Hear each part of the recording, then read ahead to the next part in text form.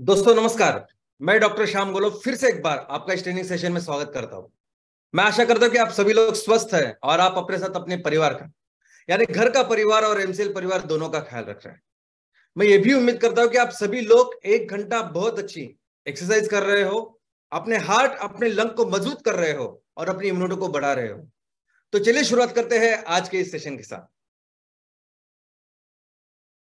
दोस्तों, ये कैसा मुमकिन है कि कुछ मुट्ठी भर लोग आते हैं और इतने बड़े विशाल देश को अपना गुलाम बनाते हैं। वो देश जो दुनिया की सबसे बड़ी आर्थिक महासत्ता है, जो पूरी दुनिया के लिए 35% तक जीडीपी बनाता है, वो देश जिसकी प्रति व्यक्ति आमदनी दुनिया में सबसे ज्यादा है, जिस देश में कई सारे राजाएं हैं, ऐसे देश को ये लोग आते हैं मुट्ठी भर। और ऐसे देश ऐसे बैकग्राउंड से आते हैं कि जो देश उनका वो बहुत पिछड़ा है, उनके पास उतनी इनकम नहीं, जीडीपी नहीं, कुछ भी नहीं। वो सिर्फ हमारे लिए हमारे साथ कुछ व्यवहार करके बिजनेस करने के लिए आते हैं और पूरे देश को अपना गुलाम बनाते हैं। इसका कारण एक ही है कि उन्होंने सिर्फ एक तंत्र पे काम किया है कि फोड़ो और राज करो। जो भी मौका मिले, जैसे भी उनको दरार मिले, कोई भी चीज ऐसी मिले कि जिसकी वजह से दो हिंदुस्तानियों के बीच में झगड़ा कैसे हो सकता है, बस उसके ऊपर उन्होंने काम किया। क्योंकि वो जानते थे, हम जानते हैं कि अगर पूरे ये करोड़ों लोग हिंदुस्तानी जब उस दिन भी उस टाइम भी थे, अगर ये एक साथ खड़े होते तो ब्रिटिश अंग्रेज हमारा कुछ भी बिगाड़ नहीं कर सकते थे, बिगाड़ नहीं सकते थे। और दोस्तों, ये पूरी चीज उन्होंने जो इतने सालों से, जिसकी वजह से हमारी जीडीपी इतनी अच्छी थी, सभी बिजनेस अपने नाम पे कर दी। टेक्सटाइल इंडस्ट्री से लेके सब तरह की इंडस्ट्रीज वो खुद यानी भारतीय हम ही लोग तैयार करते थे, लेकिन वो अपने नाम से बेचते थे। यहां तक कि अगर कोई जो परंपरा से भारत से माल ले रहे हैं और बिजनेस कर रहे हैं, उनको भी उन्होंने बताया कि अगर आपको बिजनेस करना है तो आप लंदन जाइएगा, अपना सोना चांदी सब वहां आप देना, उससे वहां से आपको प्रॉमिसरी नोट मिलेगी। वो नोट लेके आप यहाँ आइए हिंदुस्तान में तो आपको माल मिलेगा। उन्होंने अपना ये प्रोडक्शन तैयार करके जब बेचा तो उन्होंने अपने किसानों को जो भी बेसिक कम से कम जो रॉ मटेरियल के पैसे भी देना चाहिए था, वो भी उन्होंने नहीं दिए। ऊपर से लगान, पैसों का लगान, जो भी फसल था उसका शेयर, इस तरह से उन्होंने बिजनेस करने के लिए, प्रॉफिट करने के लिए, पैसा कमाने के लिए हर हद उन्होंने पार की और किया। इनफैक्ट ये 350 साल उन्होंने जो बिजनेस किया, वो किसके भरोसे किया, किसके सहारे किया? तो वो भी अपने ही सहारे किया। उनको कहाँ पता था यहाँ की लैंग्वेज, यहाँ की भाषा बोली, कहा संस्कृति, उनको कुछ नहीं पता था। लेकिन फिर भी इतने विशाल देश पे उन्होंने राज किया, सिर्फ और सिर्फ हमारे लोगों की वजह से। उन्होंने हमारे देश की पूरी जो मेंटेलिटी है, मानसिकता ही बदल दी। सबसे पहले तो उन्होंने हमारी एजुकेशन सिस्टम बदल दी और ऐसी एजुकेशन सिस्टम लाई कि जिसमें से सिर्फ क्लर्क, सिर्फ गुलाम उनके तैयार होते और उनकी सेवा करते। और पूरे देश की फिर ऐसी मानसिकता हो गई, लोगों की मानसिकता हो गई कि बस हमारा यही कर्म है कि ज्यादा से ज्यादा ईमान इतबारे अंग्रेजों की सेवा करना, यही सबसे बड़ा धर्म है। और वैसे ही फिर चलता रहा आगे के 350 साल तक। लेकिन दोस्तों, आज भी अगर आप देखोगे कि कई सारी कंपनियां सिर्फ ईस्ट इंडिया कंपनी नहीं, लेकिन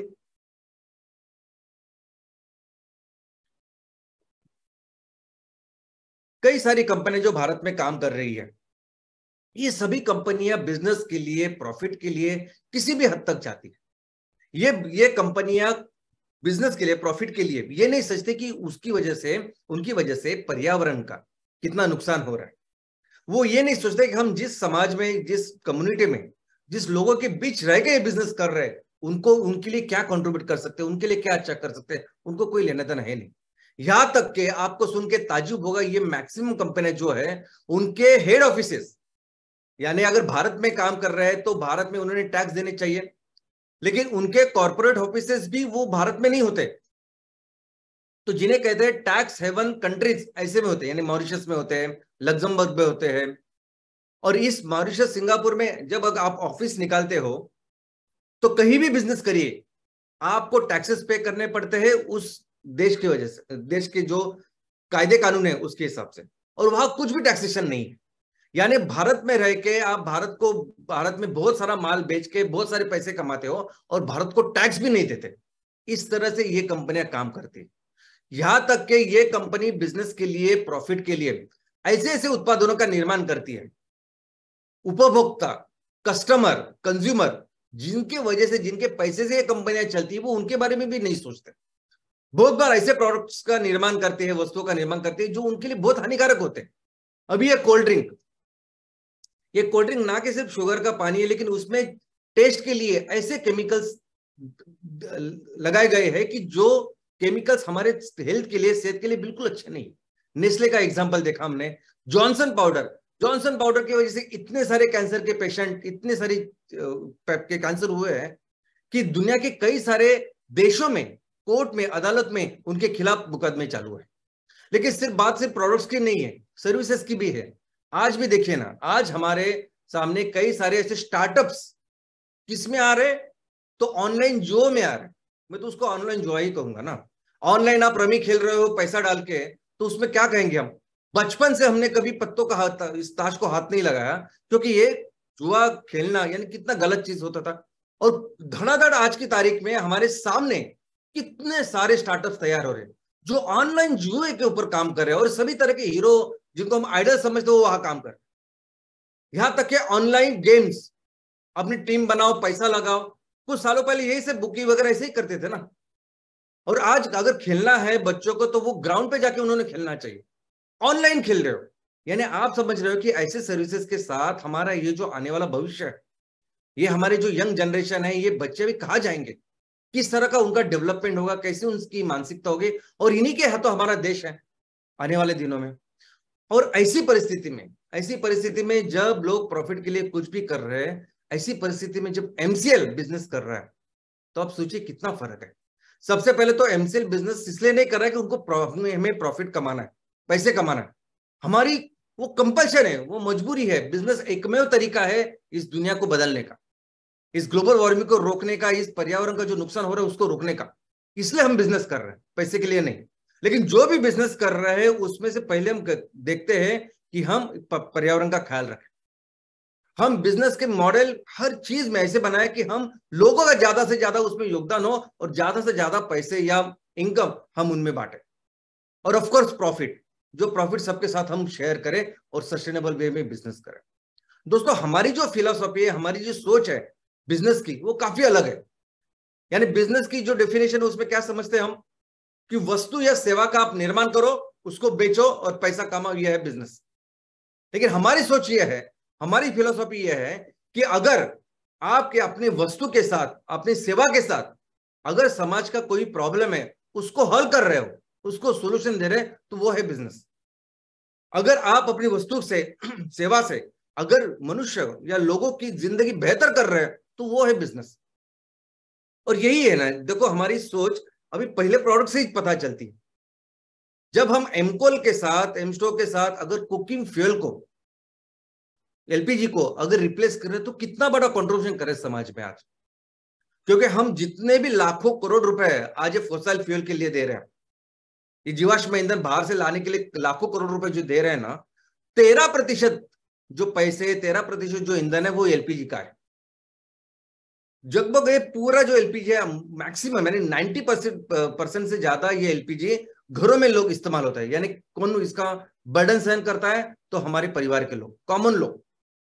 सिर्फ 8% इंडस्ट्रियल में जाता है और सिर्फ 2% व्हीकल्स या गाड़ियों में जाता है। 21-22 इस साल में हमने 28.3 मिलियन टन, यानी 2,83,00,000 टन, इतना हमने एलपीजी कंज्यूम किया। और इसको अगर एमकोल के साथ रिप्लेस करना है, तो कम से कम 5,66,00,000 टन इतना एमकोल तैयार करना पड़ेगा इनको रिप्लेस करने के लिए। लेकिन बात सिर्फ इतनी नहीं है। हमारे जो नेशनल स्टैटिस्टिक्स ऑर्गेनाइजेशन है, उन्होंने जो सर्वे किया, गवर्नमेंट का सर्वे है, उन्होंने बताया कि 43% लोगों के पास तो ऐसी कोई कुकिंग ईंधन वो इस्तेमाल ही नहीं करते। वो आज भी कुकिंग के लिए लकड़ी या काउडंग, गोबर, इसका इस्तेमाल करते हैं। जिससे इतना धुआं हो रहा है, इतना इंटरनल पॉल्यूशन हो रहा है। जो हमारी माता बहनें हैं, जो बच्चे हैं, वो कितनी सारी उनकी बीमारियां हो रही है, क्या तकलीफ हो रही है, वो आंकड़े हमारे सामने हैं। तो सोचिए, अगर हमें उन 43% जो कुछ भी नहीं करे उनके लिए, और ये पूरा एलपीजी अगर उनको रिप्लेस करना है, तो इस काम के साथ, इस बिजनेस के साथ, इस प्रोडक्ट के साथ हम लोगों की कितनी बड़ी सेवा करेंगे। हम कम्युनिटी को कितनी बड़ी सेवा करेंगे। और क्या जरूरत है एलपीजी की, मुझे बताइए, क्या जरूरत है एलपीजी की, क्या जरूरत है इस धरती के अंदर वो पेट से वो गैस निकालने की और उसको इतने भारी सिलेंडर में डालने की जो कभी भी विस्फोट हो सकता है, जो कभी भी फूट सकता है। ऐसा बॉम्ब तैयार करने की क्या जरूरत है, मुझे बताइए। पिछले 6 साल में 5122 इतने एक्सीडेंट हुए, लोकसभा के सांसद ने दी हुई ये फिगर है। और ये छोटे थोड़े ऐसे छोटे छोटे एक्सीडेंट नहीं, बड़े बड़े एक्सीडेंट्स हुए हैं जिसमें मैक्सिमम महिलाओं और बाकी इनकी मौत हुई है। क्या जरूरत है इन बॉम्ब को पालने की। और ऐसे कंडीशन में, ऐसे सिचुएशन में जब हम ये प्रोडक्ट लेके आते हैं तो ये है एक्चुअल बिजनेस। क्योंकि इसके साथ ना कोई ये एक्सप्लोजन वगैरह तो होगा ही नहीं। ये जो लाखों करोड़ रुपए हम दूसरे को दे रहे हैं ये सभी हमारे किसानों को जाएंगे, हमारे लोगों के पास जाएंगे, हमारे उपभोक्ता, हमारे कस्टमर जो आज की तारीख में 75 रुपए से लेके 110 120 रुपए पर प्रति किलो एलपीजी को दे रहे हैं, उनको कितने कम रुपए में ये एलपीजी, ये स्टोव उसको उनको मिलेगा और कितना पैसा उनको बचेगा। क्या जरूरत है इतना पैसा देने की, वो भी दूसरे को। और दोस्तों इतना ही नहीं, ये प्रोडक्ट करके, अगर स्पेशल सिर्फ प्रोडक्ट की अगर बात करें आप, तो ये प्रोडक्ट करके भी बहुत बेहतर है। क्योंकि ये पूरा जो फोसिल फ्यूल का जो मार्केट है ना, उसमें एक चीज है जिसके बारे में आप पढ़िएगा और देखिएगा आजू बाजू, उसका नाम है मिलावट।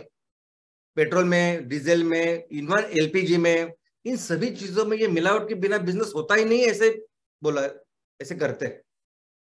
नहीं तो वो पेट्रोल के पीछे 40-50 पैसों से नहीं वो पूरा पेट्रोल पंप चलेगा।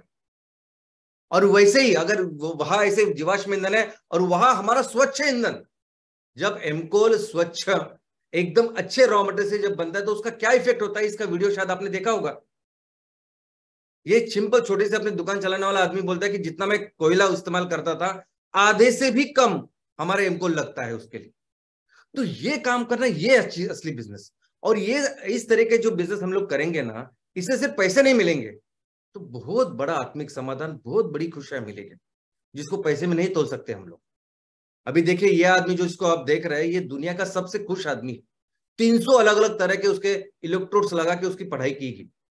वो क्या कहता है, वो क्या लोगों को बताता है कि खुशियां कब आती है। यानी जब हम खुद के बारे में सोचते हैं ना, तो खुद के बारे में सोचना बहुत ही ज्यादा थका देने वाली चीज है, एग्जॉस्टिंग चीज है। जब खुद के बारे में जब सोचते हो ना तो ड्रेन करते हैं, स्ट्रेस बहुत ज्यादा बढ़ता है, हेवी हो जाता है दिमाग, क्योंकि पूरी दुनिया से अगेंस्ट खुद के बारे में सोचना होता है। लेकिन अगर आप दूसरों के बारे में सोचते हो, खुश रहने का, मानसिक तान तनाव दूर करने का सिर्फ एक ही तरीका है, वो है परोपकार। जब आप दूसरों के बारे में सोचते हो ना तो आपका कोई भी तान तनाव नहीं रहता। वो सोचना, वो काम करना बहुत ही ज्यादा प्रेरणा, बहुत ही ज्यादा खुशी देने वाली ऐसी चीज है। और दोस्तों वही हम लोग काम कर रहे हैं आज की तारीख में, जहां बिजनेस करने के लिए लोग किसी भी हद तक जाते हैं, कंपनियां किसी भी हद तक जाती है, कुछ भी करती है, ऐसी चीजों में हम पर्यावरण की, लोगों की और देश की सेवा कर रहे हैं। लेकिन ठीक है, ये तो हुई फिलॉसफी, ये तो हमारे विचार हो गए, लेकिन हकीकत क्या है? तो हकीकत ये है कि ये सभी लोग बहुत बड़ा बड़ा बिजनेस कर रहे हैं। हकीकत क्या है कि हमें हमें भी इनके साथ रह के बिजनेस ही करना पड़ेगा, प्रवचन नहीं। और बिजनेस सिर्फ बिजनेस नहीं करना पड़ेगा, तो हमें उनसे बढ़ के बहुत ज्यादा ऐसा बिजनेस करना होगा। तो क्या है उसका रोड मैप, कैसे करेंगे इस बिजनेस को? तो दोस्तों इस बिजनेस करने का सिर्फ एक ही तरीका है। ये बिजनेस जब हम करेंगे, ये बिजनेस के जो टारगेट्स है, ये बिजनेस के टारगेट किसी पैसे को लेकर नहीं है, प्रॉफिट को लेकर नहीं है, जिसे बाकी की कंपनियां करती है। हमारा जो बिजनेस है, हमारा बिजनेस का जो रोड मैप है, वो रोड मैप है जरूरतों के हिसाब से। आज इतने बड़े तादाद में ये वस्तु, ये हमारे पर्यावरण को, हमारी दुनिया को खत्म कर रहा है, उनको रिप्लेस जब करना है तो वो है हमारा रोड मैप कि कितना करना होगा ये दुनिया को बचाने के लिए, प्लानेट को बचाने के लिए। हम जिस गांव में रहते हैं, जिस शहर में रहते हैं, हमारे आजू बाजू के हमारे किसानों के लिए, हमारे जो बेरोजगार लोग हैं उनके लिए क्या करना पड़ेगा, कितना बिजनेस करना पड़ेगा, वो है हमारा रोड मैप। और ये जब दोनों की बात करते हैं, जब हम प्लानेट की बात करते हैं, हमारी दुनिया की, और हमारे लोगों की बात करते हैं कि जिनके बीच में हम लोग हैं और जिनकी जिम्मेदारी हमने ली है, तब हमारा रोड मैप बनता है बहुत ज्यादा। यानी हमारे ग्राम पंचायत में 150 करोड़ का टर्नओवर हमें करना है, हर म्यूनिसिपल वार्ड में 250 से लेकर 300 करोड़ का टर्नओवर करना है। अब ये बहुत बड़े बड़े आंकड़े, इतना बड़ा पैसा, इतना बड़ा रेवेन्यू, इतना कैसे निर्माण करेंगे? तो दोस्तों अगर हम सभी लोग अमेरिका में होते तो शायद इतनी बात नहीं कर सकते थे, गांव के बारे में इतना नहीं बोल सकते। शायद हम यूरोप में होते, चाइना में होते, कई देश में, किसी भी देश में होते तो शायद हम इतने आंकड़ों के बारे में नहीं बोल सकते थे, क्योंकि उनके पास इतने रिसोर्सेस नहीं है उनके पास ऐसी मिट्टी, जिस पट्टी के मिट्टी से इतनी उपजाऊ मिट्टी जिसे इतने सारे उत्पादन होते हैं, ऐसी मिट्टी, ऐसा पानी जो अवेलेबल है हमारी खेती के लिए, इंडस्ट्रीज के लिए, नहीं है उनके पास लोग जो एक्सपर्ट है हस्तकला में, और हस्तकला की कई सारी चीजें जो रिप्लेस करेगी पेट्रोकेमिकल को। नहीं है उन देशों में आयुर्वेद एक ऐसी चीज है जिससे टिकिया, वॉशिंग पाउडर से लेके दवाई बनाई जाती है, नहीं है उनके पास। और इसीलिए जिस टारगेट या जिस पोटेंशियल की हम लोग बात कर रहे हैं, जिस बिजनेस की बात कर रहे हैं, जिस रोड मैप की बात कर रहे हैं, वो हमारे पोटेंशियल के हिसाब से है, और ज्यादा से ज्यादा करना है क्योंकि जरूरत है आज इस दुनिया को इस करने की। और दोस्तों फिर इसकी ब्लूप्रिंट क्या है, कैसे करेंगे वो बिजनेस, कैसे इतना बड़े बिजनेस की तैयारी कैसे करेंगे, कैसे उसको अचीव करेंगे, मैक्सिमम बिजनेस का पोटेंशियल कैसे पूरा करेंगे? तो उसका एक ही तरीका है, और वो तरीका क्या है? तो हमें आंदोलन का निर्माण करना पड़ेगा, हमें एक्चुअली आंदोलन करना पड़ेगा। दोस्तों ये लोग जिस तरह से बिजनेस करते हैं आजू बाजू, उनके तरीके से उनके जैसा बिजनेस करके नहीं चलेगा। And it is not just about the business, ये पैसों के लिए, प्रॉफिट के लिए नहीं है, लेकिन आप देख रहे हैं ना अपने आंखों से क्या परिस्थिति चल रही है आजू बाजू, क्या परिस्थिति हो रही है हमारे किसानों की, ग्लोबल वार्मिंग कितनी तेजी से आगे बढ़ रहा है। तो हमें एक्चुअली आंदोलन करना पड़ेगा कि जिस गांव में हम लोग काम कर रहे हैं, जिस म्युनिसिपल वार्ड में कर रहे हैं, वहां के रहने वाले सभी लोग इस आंदोलन का हिस्सा बने, यानी सिर्फ शामिल ना हो। जो मकसद हमारा है, जो लक्ष्य हमारा है, वो उनका भी हो, कि मिलके इस दुनिया का ख्याल रखते हैं। इस तरह का आंदोलन करना पड़ेगा। इनफैक्ट आंदोलन करना यानी क्या, मैं आपको बोलता हूं, आंदोलन करना यानी इन लोगों को बताना कि क्या सही है क्या गलत, इनको एजुकेट करना, इनको नॉलेज देना, उनको पता चलना चाहिए कि आज अगर हर दिन कहीं ना कहीं तूफान के साथ बारिश हो रही है, किसान जो दिन रात मेहनत करके फसल तैयार कर रहा है उसको नुकसान हो रहा है, तो उसका कारण क्या है बताना पड़ेगा उनको। बताना पड़ेगा कि अगर हमने पेट्रोकेमिकल की कोई भी चीज इस्तेमाल की, वो कहीं ना कहीं कचरा होके कहीं ना कहीं जाके पानी को, जमीन को, हवा को वो प्रदूषित कर रही। लोगों को समझाना होगा, एजुकेट होना, ध्यान देना पड़ेगा। यही तरीका है, और यही तरीका है, यही वो चीज है जो हमारे भगवान, जिनको हम भगवान समझते हैं, मानते हैं, उनकी पूजा करते हैं, उन लोगों ने भी की। उन्होंने भी पूरी अपनी जिंदगी लोगों को सही क्या है गलत क्या है इसकी शिक्षा दी, पूरी जिंदगी उसके लिए दी।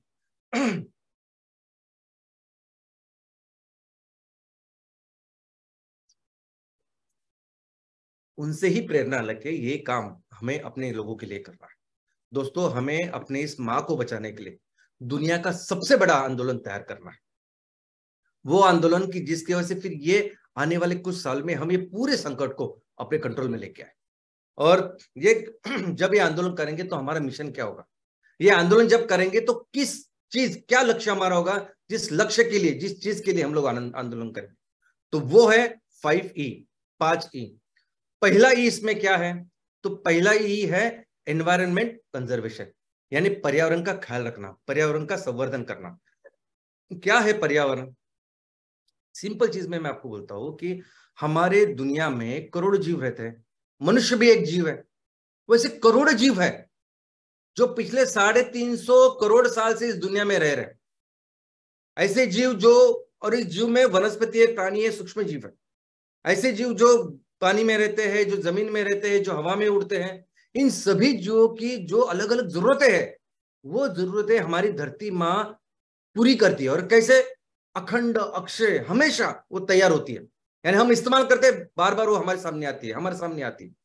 तो ये जो चक्र है, ये जो परिस्थिति, ये जो व्यवस्था माँ ने तैयार की है, अभी इस धरती के ऊपर हमें तो सिर्फ 2 लाख साल हो गए, करोड़ों साल से व्यवस्था है कि आपको जिंदा रहने के लिए जो चाहिए ना, मैं आपको बार बार दूंगी। इस व्यवस्था को ही पर्यावरण कहते हैं। और हमारा कर्तव्य है कि अगर हमारे कुकर्मों के वजह से इस व्यवस्था को हम लोग बिगाड़ रहे हैं, तो पहले इस व्यवस्था को अच्छा करें, इस व्यवस्था को रखना, कायम रखना, ताकि हम हजारों साल, लाखों साल आगे भी ये दुनिया चलती रहे। और इसके लिए पहला काम क्या करेंगे हम अपने गांव में और शहरों में? तो हम चालू करेंगे पहला कैंपेन, वो है कचरा मुक्त गांव, कचरा मुक्त शहर। कैसे करेंगे? क्योंकि कोई भी कचरा, जो कचरा आज की तारीख में डंपिंग ग्राउंड में जा रहा है, वो कहीं ना कहीं पर्यावरण को खराब कर रहा है। हम इस तरह से हमें काम करेंगे कि हर तरह के कचरे का पुनर्वापर हो, रिसाइकलिंग हो। और इसकी शुरुआत हम अपने गांव से और शहरों से और म्युनिसिपल वार्ड से करेंगे। और इसके लिए एक काम हमें करना पड़ेगा कि हर घर को इसके साथ जोड़ना पड़ेगा।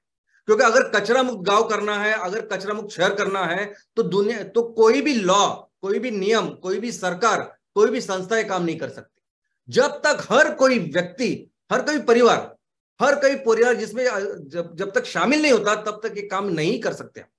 बिल्कुल नहीं। हमें हर उस जगह को अपने साथ शामिल करना होगा जहां से कचरा तैयार होता है। हर एक घर जो हमारे गांव में और शहरों में है, उसके साथ हर तरह का ऑफिस, गवर्नमेंट ऑफिस हो या प्राइवेट कार्यालय हो, उससे ले उसके बाद कमर्शियल इंडस्ट्रियल प्लेसेस, होटल हो, रेस्टोरेंट हो, हर कोई चीज जहां कचरा तैयार होता है, उसने कंपल्सरी उसमें पार्टिसिपेट करना चाहिए। और क्या होगा पार्टिसिपेट करने के बाद? क्या करेंगे? तो दोस्तों, ये जो कचरा तैयार होगा ना, इस कचरे को घर पे ही हम लोग सेग्रीगेट करेंगे। उसके बिना कोई तरीका नहीं है। हम सब मिलके सिर्फ गीला कचरा और सूखा कचरा सिर्फ इतना करें तो ये बिल्कुल काफी नहीं है। दुनिया की कोई भी ऐसी टेक्नोलॉजी नहीं है कि जो आपने सभी तरह के इनऑर्गेनिक कचरे मिक्स कर दिए और उसको ट्रीट करे। कोई भी नहीं है। कोई भी ऐसा नहीं है कि ऑर्गेनिक में आप लकड़ी भी डालो, घर का भी कचरा डालो, और पूरा डालने के बाद उसको 100% फिर उसको रिसाइकल करो, नहीं है। हमको कंपलसरी हमारे यहाँ हमारे हर कचरे का वर्गीकरण घर पे ही करना होगा, या जहां सोर्स है वही करना होगा। हो सकता है कि हम 50 चीजों की लिस्ट बनाएं, कांच अलग यानी बॉटल्स अलग, प्लास्टिक अलग, रबर अलग, कपड़े अलग, जूते अलग, ये सब लिस्ट बनानी पड़ेगी। कम से कम 50 की लिस्ट चाहिए। वो दुनिया का एकलौता एक शहर है जापान में जो जीरो वेस्ट है।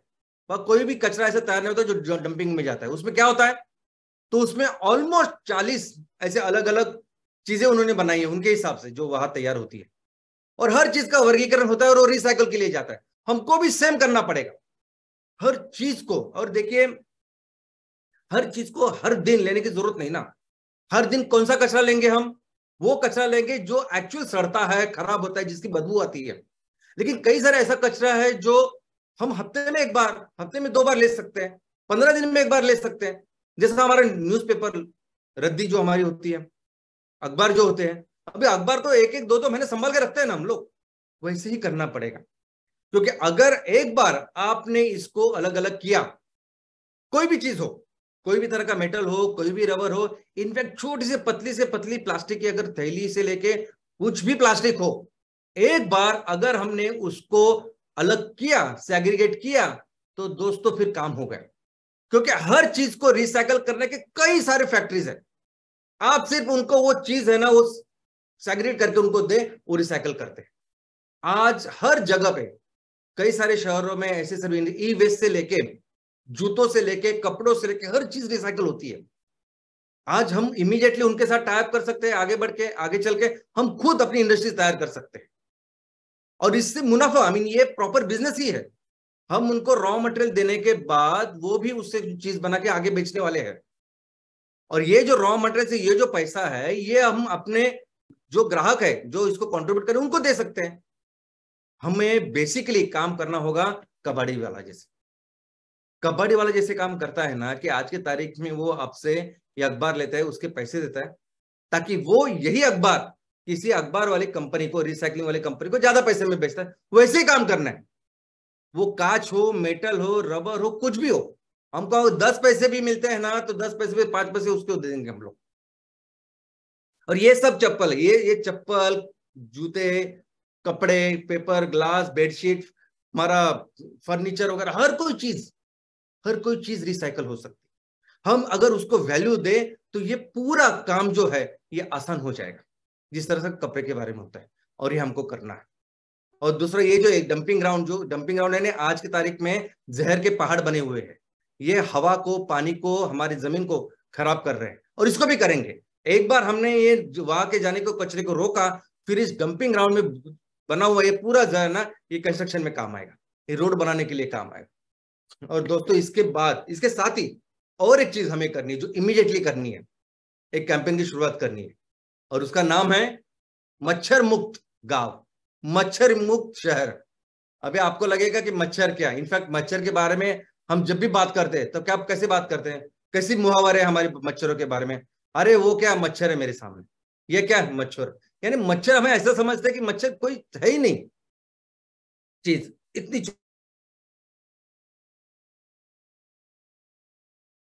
छोटी सी के जो उस विषय में काम करते हैं, उनका मानना है कि मच्छर दुनिया का सबसे ज्यादा खतरनाक ऐसे प्राणियों से या जीव में से एक है, क्योंकि वो क्या करता है कि उस खून में से कई सारे अलग अलग तरह के वायरसेस, माइक्रो ऑर्गेनिज्म वो अपने को हमें देता है और कितनी सारी बीमारियां फैला सकता है।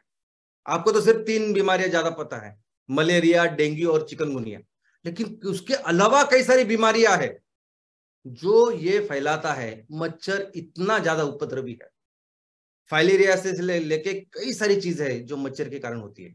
और ऐसा नहीं कि मच्छर सिर्फ हमारे देश में, हमारे जगहों में है, मच्छर का प्रॉब्लम पूरी दुनिया में है। पैंडेमिक समझते हैं आप? पैंडेमिक का मतलब है जब कोई बीमारी पूरे देश दुनिया में होती है। वही अभी हमने एक पैंडेमिक देखा ना, कोरोना का पैंडेमिक देखा, जो 2 साल तक पूरी दुनिया को वो ये कर रहा था, लेकिन तकलीफ दे रहा था। लेकिन ऐसा समझे कि ये जो मच्छर है, मच्छर का जो प्रॉब्लम है, ये भी एक पैंडेमिक है जो सिर्फ 2 साल से नहीं, कई साल से है। और इतनी सारी बीमारियां, इतनी सारी मौतें उससे होती है कि जो पिछले साल 2022 में WHO ने जो रिपोर्ट दिया सिर्फ मलेरिया के बारे में, अभी इसमें डेंगू नहीं है, चिकनगुनिया नहीं है, सिर्फ मलेरिया के बारे में WHO ने बताया कि 247 मिलियन यानी 24 करोड़ 70 लाख लोगों को 84 देशों में, यानी 84 देशों में ये जो लोग हैं, इतने सारे लोगों को मलेरिया हुआ। यानी आप देख सकते हैं कि मलेरिया कितने सारे देशों में, और उसमें से 6,19,000 लोग, उनकी मौत हो गई। भारत की बात करें तो इसी साल में भारत में 1.5 करोड़ केसेस हुए मलेरिया के, और जिसमें से 19,500 से लेकर 20,000 लोग मर गए। और ये सिर्फ मलेरिया के बारे में है, डेंगू, चिकनगुनिया ये तो अलग बात है। और दोस्तों यही कारण है पूरे विश्व में विश्व मलेरिया दिन मनाया जाता है, जागतिक मलेरिया दिन, जो हमने 3 दिन पहले ही बनाया। हर 25 अप्रैल को वर्ल्ड मलेरिया दिन मनाया जाता है, और उसकी प्रॉपर एक थीम होती है, WHO पूरी दुनिया को बताती है। ये इस बार भी है, इन्वेस्ट, इनोवेट एंड इंप्लीमेंट, कि किस तरह से इस मलेरिया को हम निर्मूलन करें, इसको निकाल दें। लेकिन दोस्तों ये भी काम ऐसा नहीं कि कोई भी संस्था, कोई भी लॉ, कोई भी सरकार इसको नहीं कर सकती, इसको भी करना होगा लोगों को ही। ये भी एक ऐसा प्रॉब्लम है ना कि जब तक लोग इसमें शामिल नहीं होंगे, आएंगे नहीं, तब तक काम कोई भी नहीं कर सकता। भगवान भी आके आए तो नहीं कर सकते। लेकिन इसमें बहुत सिंपल चीज है, हमें हर हफ्ते में सिर्फ 10 मिनट देने हैं, 5 मिनट से लेके 10 मिनट। हमारे आजू बाजू जितने भी ऐसे जगह है कि जहां पानी ठहरा हुआ है, उस पानी को निकाल देना है। ये मच्छर की पैदाश कैसे होती है, तो पानी का जो ऊपर का लेयर होता है ना, उस 1 मिलीमीटर लेयर में होती है, उसकी जो मादा होती है, वो मादा अंडे डालती है और उससे लार्वा यानी छोटे मच्छर तैयार होते हैं। लेकिन इस साइकिल को लगते हैं 7 दिन। ये बहुत अच्छी बात है, 7 दिन लगते हैं। 7 दिन में कभी भी आप अगर उसको डिस्टर्ब करें तो वो पैदाश ही नहीं हो सकती। यानी मच्छर आज अंडी डाली तो उसको 7 दिन कम से कम लगते हैं मच्छर तैयार होने के लिए, और बीच में अगर आप कुछ करेंगे तो नहीं होगी। और इसलिए, और इनको थोड़ा सा पानी लगता है, यानी अगर आप नारियल की छोटी सी वो छिलका भी लोगे, नारियल का छिलका, तो उसमें भी मच्छरों की पैदाश होती है। तो आपको बस यही देखना है कि कहाँ ये होता है। इनफैक्ट आज के तारीख में ये पक्षियों के लिए हम लोग जो पानी रखते हैं, आपको अंदाजा नहीं, लेकिन ये जब पानी 15 दिन 20 दिन रहते हुए आप जरा देखिए, उसमें कई सारे मच्छर तैयार होते रहते हैं। तो हर हफ्ते एक बार वो पानी बदलना जरूरी है। और कई सारे ऐसे पानी होते हैं कि जहां बदल नहीं सकते, यानी स्टोरेज का पानी, हम पीने के लिए, घर के लिए, जरूरत के लिए पानी रखा है, उसको कैसे हम लोग निकाल देंगे 1 हफ्ते में? वो है, या गटर का पानी है, गटर फैलता ही नहीं, आई मीन गटर आजकल तो पानी नहीं होता उसमें, एक जगह बैठ के वो पूरा पानी गंदा होता है और उसमें मच्छर तैयार होते हैं। इस पे क्या करना है, ये जानकारी आपको आजू बाजू के प्राथमिक आरोग्य केंद्र में क्या किसी भी आरोग्य केंद्र में मिलेगी? मलेरिया इतना बड़ा विषय है कि हमारे हर जिले में इस मलेरिया को लेके एक पूरा स्वतंत्र विभाग है। वहां डॉक्टर्स है, वहां नर्सेस है, वहां बहुत बड़ा डिपार्टमेंट है। वहां से लेके हमारे प्राथमिक आरोग्य केंद्र, उनको सिर्फ बताओ कि हमको ये काम करना है तो आपको बताएंगे। जरूरी नहीं कि हर बार वो धुआं वाला आए और मच्छर को ये करे। हम भी अपने तरीके से अपने लेवल कर सकते हैं। गटर में क्या डालना है, किसकी वजह से मच्छर की पैदाश नहीं होगी, ये काम करना है। लेकिन दोस्तों ये बहुत जरूरी है। एक बार ये करने के बाद आप देखिए कितना बदलाव आता है। हम केवल 5 से 6 हफ्ते में हमारे एरिया को पूरी तरह से मच्छर मुक्त कर सकते हैं। और एक चीज, पानी का प्रदूषण, ये भी ऐसी चीज है कि दुनिया भर के कानून आज हर शहर में है, दुनिया भर के, लेकिन कोई काम नहीं करते। अभी हर पानी के स्रोत के यहाँ ही गांव बसे हैं, शहरें तैयार हुई, क्योंकि वो पानी है जो मिला हमें खुद पीने के लिए, खाना बनाने के लिए, एग्रीकल्चर के लिए, हमारे खेतों के लिए, तब जाके वहां बस्ती बसी ना, तब जाके वहां गांव बने, शहर बने। और उसी पानी को कौन खराब करते? हम लोग ही खराब करते। कोई बाहर वाला आके खराब करता? बिल्कुल ऐसा नहीं होता। हम जो उस गांव में रहते हैं, जो शहर में रहते हैं, वो वही जाके उसको खराब कर रहे हैं। और कोई भी कायदा कानून इसको रोक नहीं सकता जब तक हम इसके ऊपर काम नहीं करते। जब तक लोग इकट्ठा नहीं होते नहीं, ये काम होगा ही नहीं। और ये हमको करना ये बहुत जरूरी है। और जब हम ये काम करेंगे ना, तब कई सारे ऐसे इंस्टीट्यूट, ये जो है ना फैक्ट्री वाले, इंडस्ट्री वाले, जो अपना बहुत केमिकल वाला गंदा पानी तालाब में छोड़ देते हैं, नदी में छोड़ देते हैं, कोई कुछ नहीं करता इसके। एक बार हम इकट्ठा हो गए ना, कोई इंस्टीट्यूशन का, किसी की भी इतनी हिम्मत नहीं कि ये काम करे।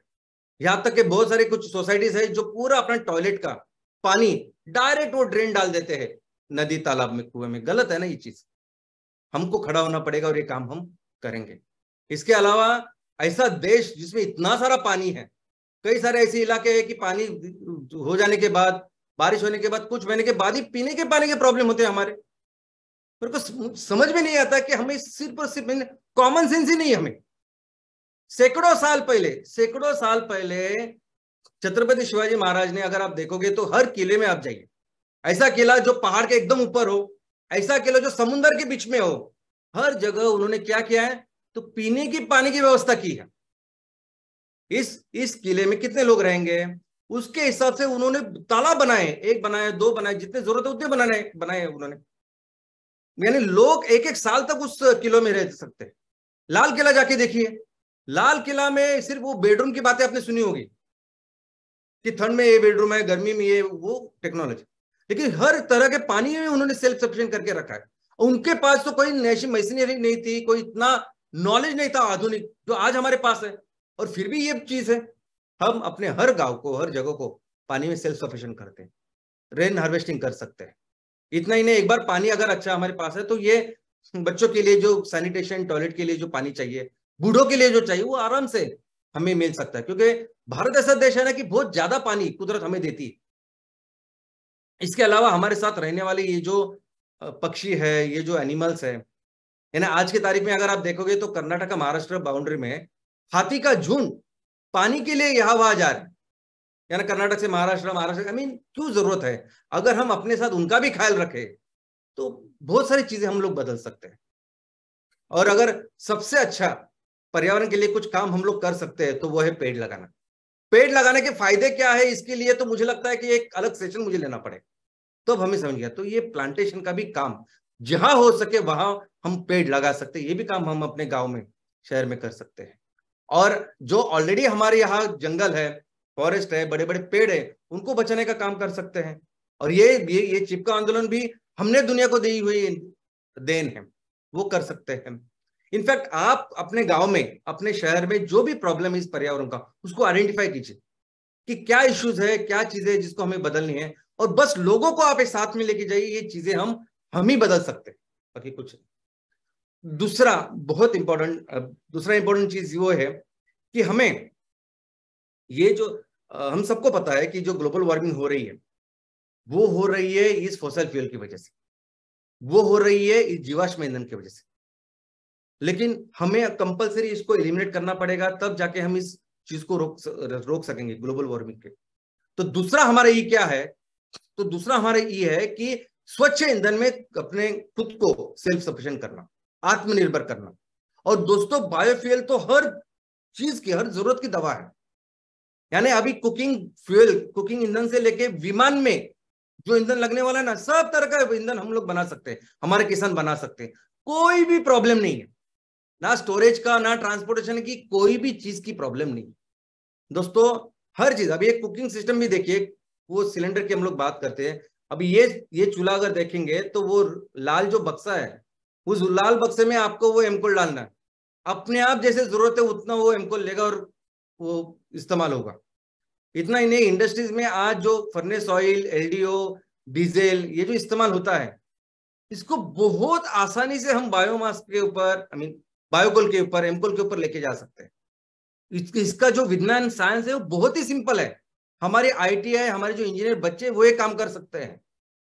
कमर्शियल, अभी कमर्शियल में भी देखिए कि अच्छे अच्छे होटल में, 5 स्टार होटल से लेके रिसोर्ट में, अगर आपको अच्छे दिखने वाले उपकरण चाहिए जो एमकोल के ऊपर काम करेंगे, तो ये उपकरण है, ये हो सकता है। ट्रांसपोर्टेशन, यानी हर कोई गाड़ी आज जो पेट्रोल पे चलती है, डीजल पे चलती है, जो फोसाइल सीएनजी पे चलती है, हर गाड़ी को हम अपने एमसीएनजी पे चला सकते हैं, हमारे मिथेन पे चला सकते हैं।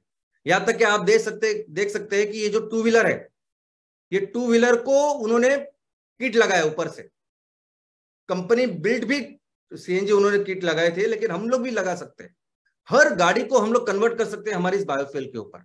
और ये ईवी, इलेक्ट्रिक व्हीकल है कि जहां कुछ नहीं चलता वो नई गाड़ी लेनी पड़ती है, कोई सी जरूरत नहीं है दोस्तों। और ये सबसे इंपॉर्टेंट, बिजली। अभी हम सभी जानते हैं कि भारत में जितनी भी बिजली बनती है, 70% तक जो बिजली है वो हम अपने कोयले से बनाते हैं। अभी कोयले को 100% रिप्लेस तो कर ही सकते हैं हम लोग एमकोल के साथ, लेकिन जरूरी नहीं कि उसके लिए बहुत बड़े बड़े प्रोजेक्ट्स लगाए। हमको पता है कि अगर हमें छोटी सी जगह के लिए अगर बिजली चाहिए, तो हम क्या करते हैं, डीजी सेट का उपयोग करते हैं, डीजल जनरेटर सेट का उपयोग करते हैं। उतना छोटा सा सेट भी हो सकता है एमकोल का। ये जो भी चित्र मैंने आपको अभी दिखाया है ग्रीन में, जो प्रॉपरली डीजल जनरेटर जैसे दिखता है, वो हमारे एमकोल पे चलने वाला जनरेटर है। उससे उतना ही नहीं, वो बाजू में अगर आप देखते हो कितनी सिंपल टेक्नोलॉजी आप देखिए, वो जो 2 सिलेंडर है, एक सिलेंडर में आप एमकोल डाल रहे हो, दूसरे सिलेंडर में उसमें उसी वाप तैयार होके वो जो आगे का इंजन है, वो इंजन उसको वो चला रहा है और बिजली का निर्माण या पावर का निर्माण कर रहा है। इतने सिंपल जनरेटर हमारे एमकोल के साथ। यानी अगर किसी स्कूल को बिजली चाहिए, किसी हमारे इंस्टीट्यूट को चाहिए, किसी गांव के लिए चाहिए, ऐसी सभी जगह के लिए हम लोग खुद अपनी बिजली तैयार कर सकते हैं। तीसरा ही, जिसकी जिम्मेदारी आपकी, मेरी, हमारी सबकी है, और वो है 100% एम्प्लॉयमेंट। दोस्तों, हमें अपने गांव में, अपने शहरों में रहने वाले सभी ऐसे लोग कि जिनको आज रोजगार की जरूरत है, नौकरी की जरूरत है या आमदनी की जरूरत है, इन सभी को आमदनी, रोजगार देना ये हमारा काम है। इसके लिए ये एमसीएल का जन्म हुआ है। इसलिए पहले तो आप अपने गांव में, अपने शहर में कितने ऐसे लोग हैं, उसका एक प्रॉपर रजिस्टर बनाइए, उसका पूरा एक सूची बनाइए। और ऑफकोर्स फीस भी कुछ लेने की जरूरत नहीं है, वो एमपीओ के एक बार सभासद हो गए, इसका मतलब वो होगा। और ये होने के बाद फिर देखिए कि ये लोग क्या काम कर सकते हैं। और हमारे लिए स्त्री और पुरुष समान है, यानी सिर्फ पुरुष घर में सिर्फ एक आदमी तो एक, ऐसा नहीं, जितने पुरुष है, जितने स्त्री है जो काम करना चाहते हैं, और उनको फिर देना हमारा काम है। तो उनकी एक सूची तैयार कीजिए, और कौन सा काम दे सकते हैं, क्या कर सकते हैं हम। तो हमारा एक फोकस है कि हमें चीजों का, ऐसी चीजों का तैयार करना है जो इको फ्रेंडली हो, पेट्रोकेमिकल को रिप्लेस कर रहे हो, और हमारे उपभोक्ता को अच्छी सर्विस दे रहे हो। तो ऐसे कई सारी चीजें घर में बनाई जा सकती है। अगर अभी आप देख रहे हो ये पाउडर क्या है, तो ये पाउडर डिश वॉशिंग पाउडर है, यानी बर्तन धोने की पाउडर है। ऐसे बर्तन धोने की पाउडर, टिकिया, साबुन से लेके, शैम्पू से लेके, कपड़ों से लेके, जूतों से लेके, कितने चीज बनाई जा सकती है। तो आप देखिए कि आपके लोग क्या बना सकते हैं, और कौन सी ऐसी चीजें जो हम लोग बेच सकते हैं, क्योंकि हमें बेचना है, वो कर सकते हैं। और लेकिन इससे भी एक बहुत इंपॉर्टेंट चीज इसमें ऐसी है कि कई सारे ऐसे बच्चे, लड़के लड़कियां, इनफैक्ट बूढ़े भी हो सकते हैं, कि जिनको बहुत रुचि होती है रिसर्च और डेवलपमेंट में। दोस्तों, हमारे देश की जो ब्रेन है वो दुनिया में सबसे अच्छे, सबसे डेवलप्ड ब्रेन है, ऐसा मैं बोल सकता हूं। क्योंकि अगर आप जाओगे पूरी दुनिया में, तो जितने भी रिसर्च इंस्टीट्यूशन है, नासा से लेकर कोई, कहीं भी आप किसी भी देश में चले जाओ, भारतीय बहुत ज्यादा दिखेंगे आप, क्योंकि भारतीय का ब्रेन एक्चुअली उतना अच्छा है। ये बाहर जाके ये लोग सीईओ वगैरह बनते हैं, बाकी पूरी बड़ी बड़ी ऑर्गेनाइजेशन चलाते हैं। और ऐसा नहीं कि वो बाहरी या बड़े बड़े शहरों में ऐसे, हमारे गांव में भी ऐसे बच्चे हैं, लड़कियां हैं, लड़के हैं। हम हमारे गांव में भी ऐसा टैलेंट है, लेकिन उनके पास वो सपोर्ट नहीं है, वो प्लेटफॉर्म नहीं है, वो करते ना तैयार। ये एमकोल पे चलने वाले इतने सारे उपकरण वो तैयार करेंगे।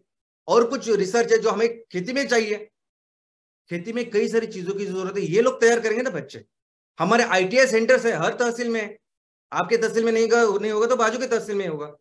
इंजीनियरिंग कॉलेजेस है, बताओ उन बच्चों को, जाओ सेमिनार दो उनको, बताओ कि क्या है, और ये सभी लोग आके बहुत अच्छा कंट्रीब्यूशन दे सकते हैं।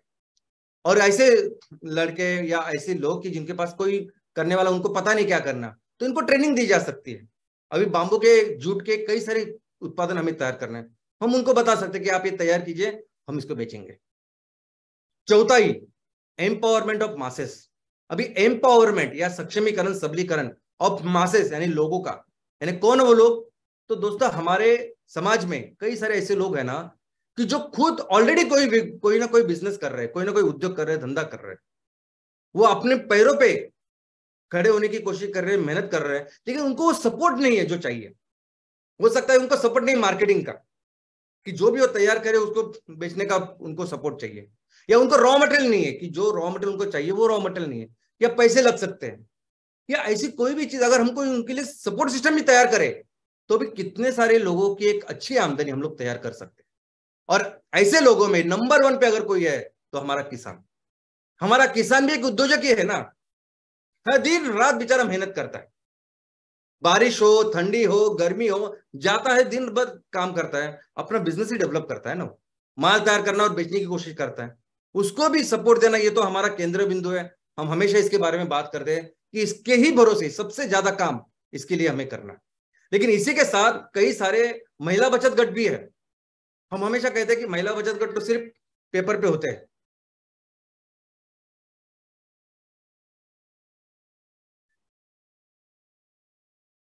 हम हमेशा कहते हैं कि महिला बचत गट तो सिर्फ पेपर पे होते हैं, महिला बचत गट को ज्यादा कुछ बिजनेस नहीं करते, लेकिन ऐसा नहीं है। बहुत सारे महिला बचत गट जो है, वो महिला बचत गट इसलिए इसलिए बनते हैं कि उनके पास प्रॉपर बिजनेस प्लानिंग होती है और उस पर काम भी करते हैं। तो ऐसे महिला बचत गट को हम कर सकते हैं ना, उनको उनका प्रोत्साहन, उनको जो कुछ सपोर्ट सिस्टम चाहिए वो हम दे सकते हैं। और एक चीज जिसके बारे में शायद आपको ज्यादा पता नहीं है, वो है सहकार।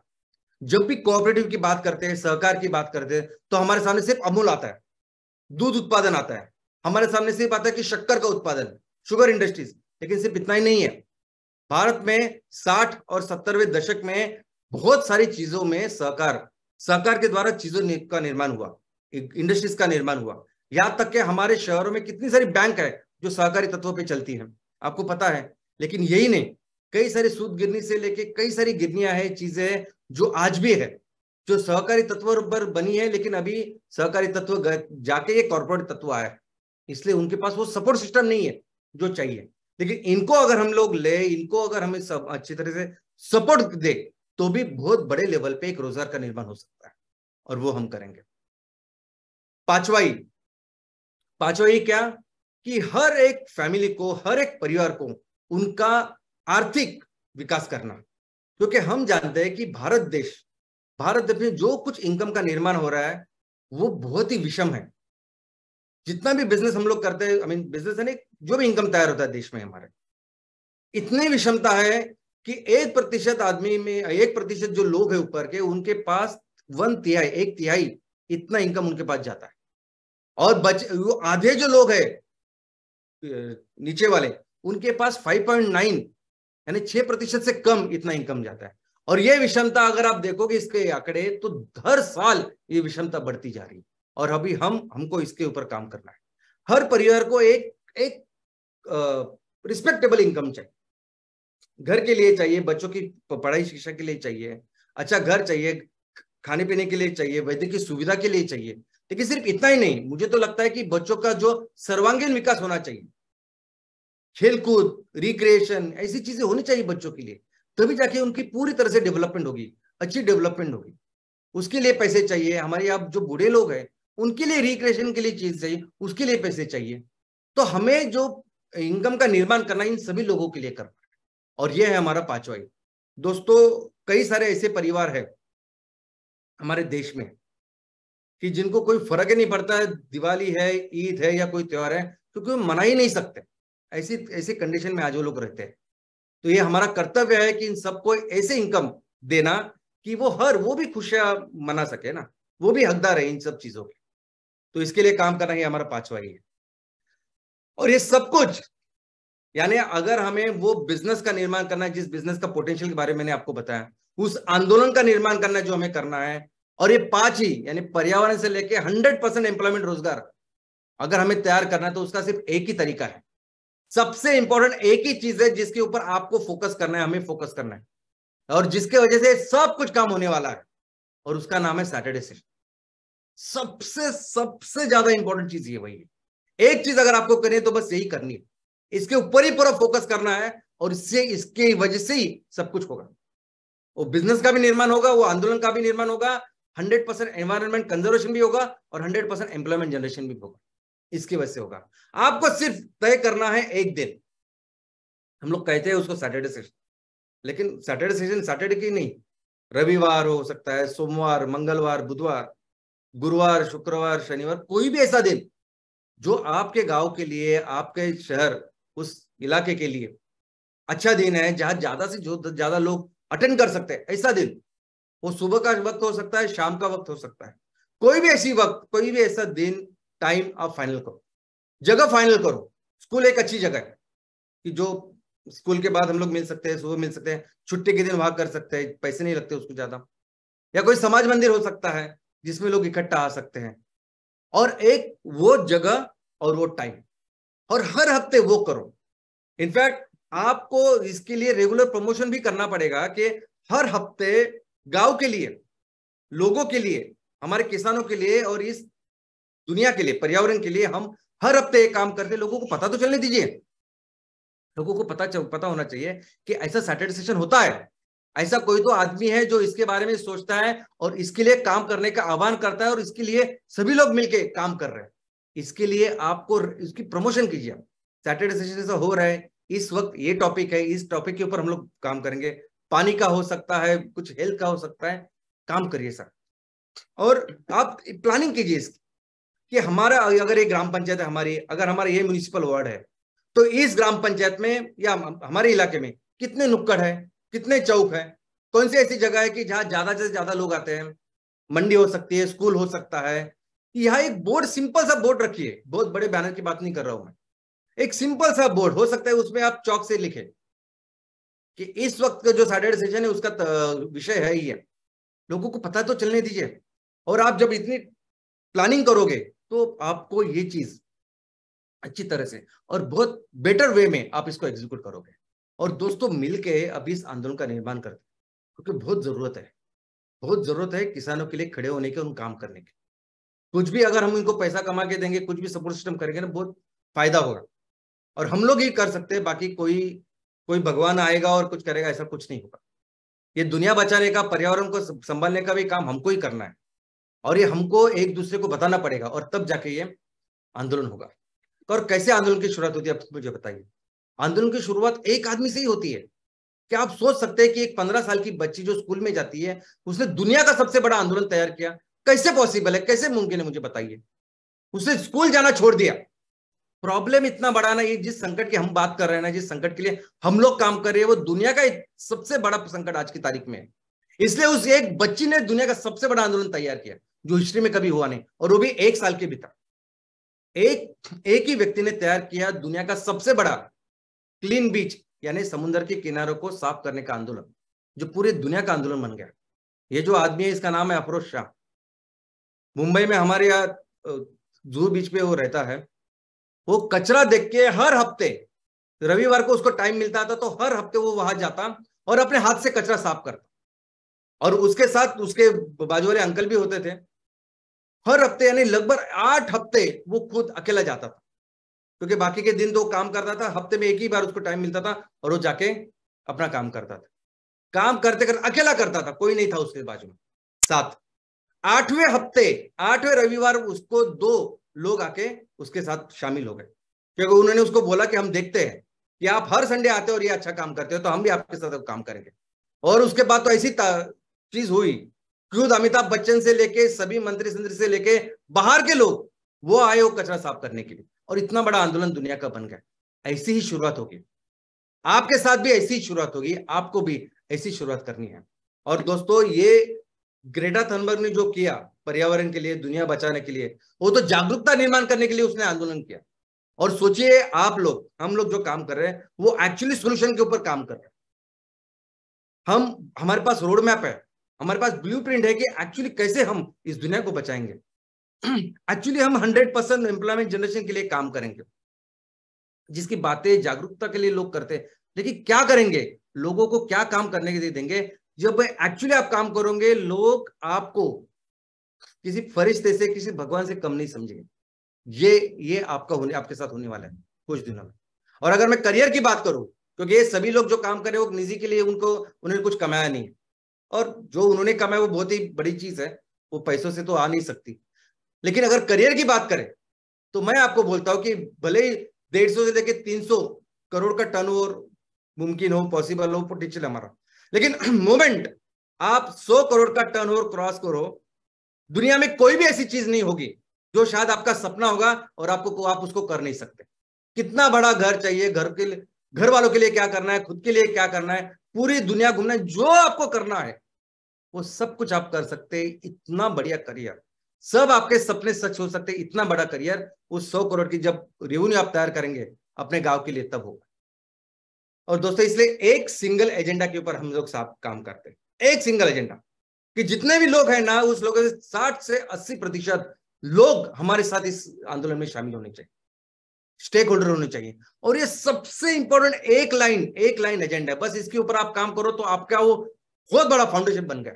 फिर आपको उसकी चिंता मत करो कि कैसे हम लोग वो बिजनेस या पोटेंशियल उसको बिल्ड करेंगे। एक और चैनल पार्टनर बनाइए ना। हमारे गांव में अगर इतनी सारी बस्ती है, या हमारे शहर में इतनी बिल्डिंग है, इतनी सारी झोपड़पट्टी, ये सब कुछ है, हर बिल्डिंग में, हर चैनल में, हर कॉलोनी में, हर बस्ती में आप अपना एक चैनल पार्टनर बनिए। और इसके लिए कहीं घर जाने की जरूरत नहीं किसी के पास।